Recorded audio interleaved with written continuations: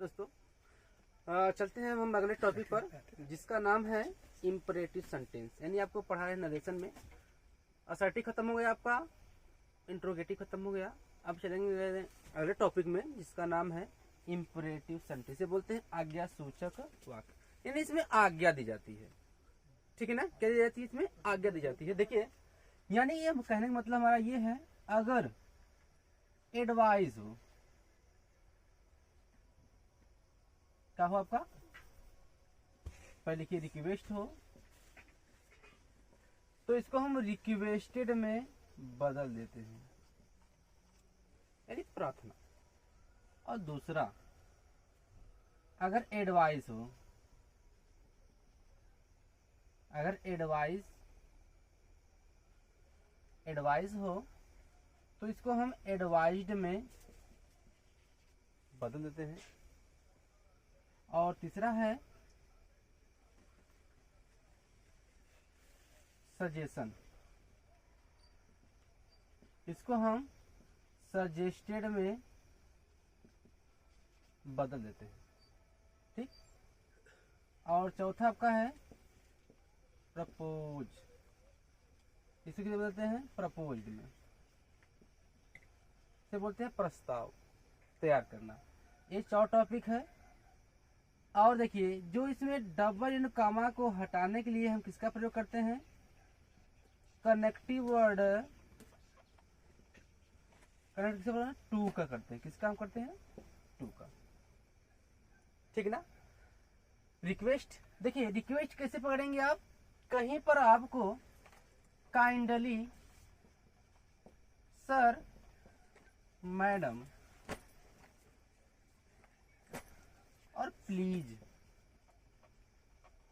आप कहीं मिल जाए तो समझ लिए हम रिक्वेस्ट कर रहे हैं, यानी विनती कर रहे हैं, ठीक। सेंटेंस दिया रहेगा आपका। और अगला आपका एडवाइस, यानी एडवाइस को हम एडवाइज्ड में बदल देते हैं, यानी कि परामर्श। ये डॉक्टर से हम क्या लेते हैं? परामर्श लेते हैं, इसके बाद हम दवा खाते हैं। अगला आपका है सजेशन, यानी सुझाव। क्या होता है आपका?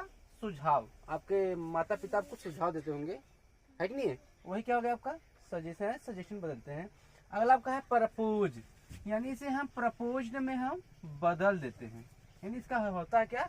प्रस्ताव तैयार कर देते हैं। क्या करते हैं हम? प्रस्ताव तैयार करके हम इसमें हम कर देते हैं, ठीक ना। और देखिए, डबल इनवर्टेड कामा को हटाने के लिए कनेक्टिव वर्ड हम टू का प्रयोग करते हैं। और देखिए, से टू या सैड टू दिया रहेगा तो इसके स्थान पर हम जो आपका दिया है रिक्वेस्ट को हम रिक्वेस्ट में बदल देंगे इंडायरेक्ट बनाते समय, एडवाइस को एडवाइस में बदल देंगे, सजेशन को सजेस्टेड में बदल देंगे, और प्रपोज को प्रपोज्ड में हम बदल देंगे। यानी सेज टू और सेड टू के स्थान पर हम किसका प्रयोग करेंगे? हम इंडायरेक्ट बनाते समय रिक्वेस्टेड का, एडवाइज्ड का, सजेस्टेड का और प्रपोज्ड का। कोई दिक्कत इसमें? क्लियर हुआ आपका, ठीक है ना। और देखिए, डबल इन्वर्टेड कामा को हटाने के लिए इसमें हम कनेक्टिव वर्ड हम टू का प्रयोग करते हैं। यही आपका ऑप्शन है, ठीक ना। अब चलेंगे हम एग्जाम्पल की तरफ, ठीक है ना। अब चलेंगे हम एग्जाम्पल की तरफ। तो देखिए, यानी कि हम इसको हम मिटा दे रहे हैं, इसके बाद हम आपको एग्जाम्पल हम बताएंगे, ठीक। रुक जाओ 1 मिनट। देखिए, ये हो गया आपका, ये आपका एग्जाम्पल है। 4-5 एग्जाम्पल है, जिसको हम आपको बहुत अच्छे तरह बता देंगे कैसे परिवर्तन करते हैं, कैसे नहीं करते हैं, ठीक ना। देखिए, अगर आपका father said to me, father कह रहे हैं किससे? मुझसे वर्क हार्ड, यानी कठिन कार्य ना, है कि नहीं है।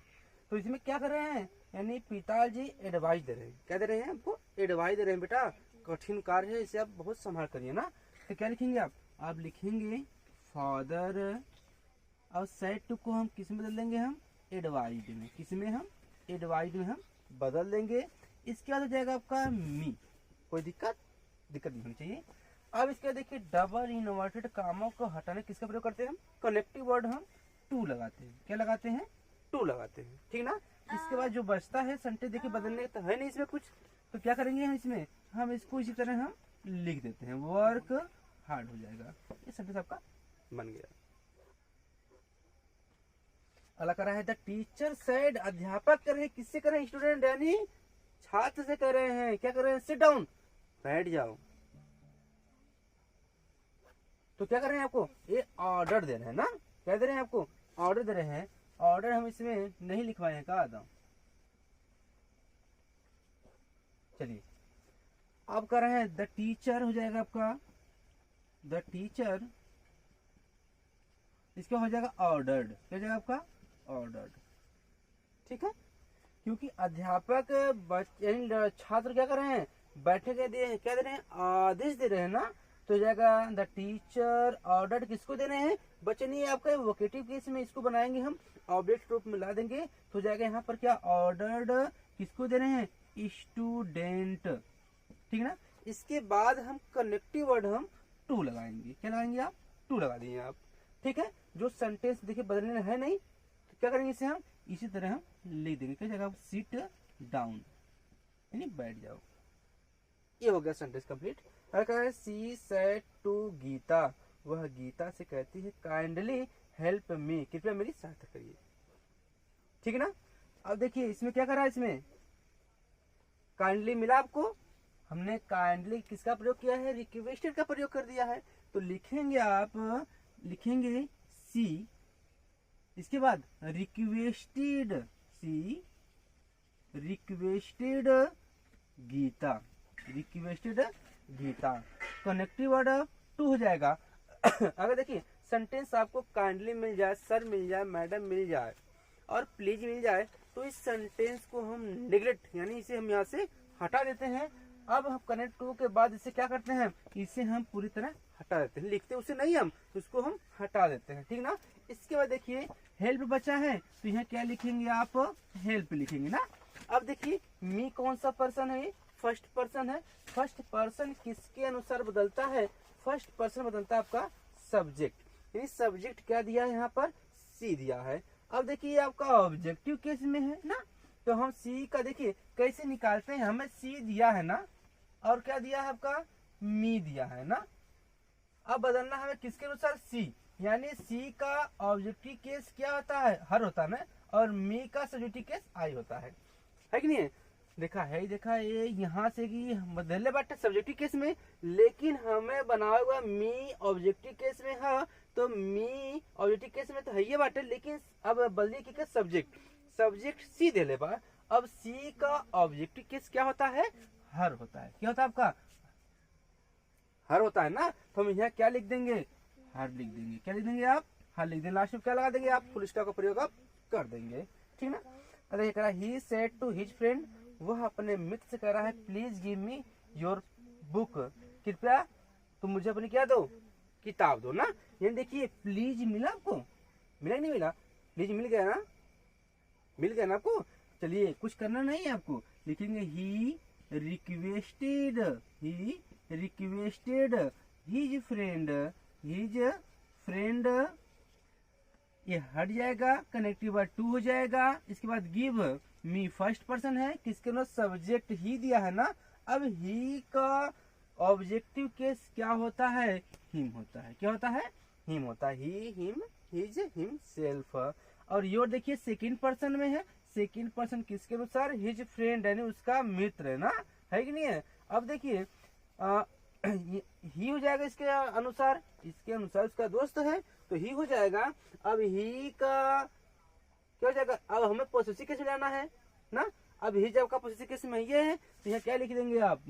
यहाँ लिखेंगे आप his book, his book. Last में क्या लगा देंगे आप? फुल स्टॉप का प्रयोग आप कर देंगे। ठीक ना, कोई दिक्कत नहीं है ना। अब चलिए देखिए, my mother said to me, मेरी माँ कहती है हेल्प द पुअर, यानी गरीबों का करिए आप, सहायता करिए ना।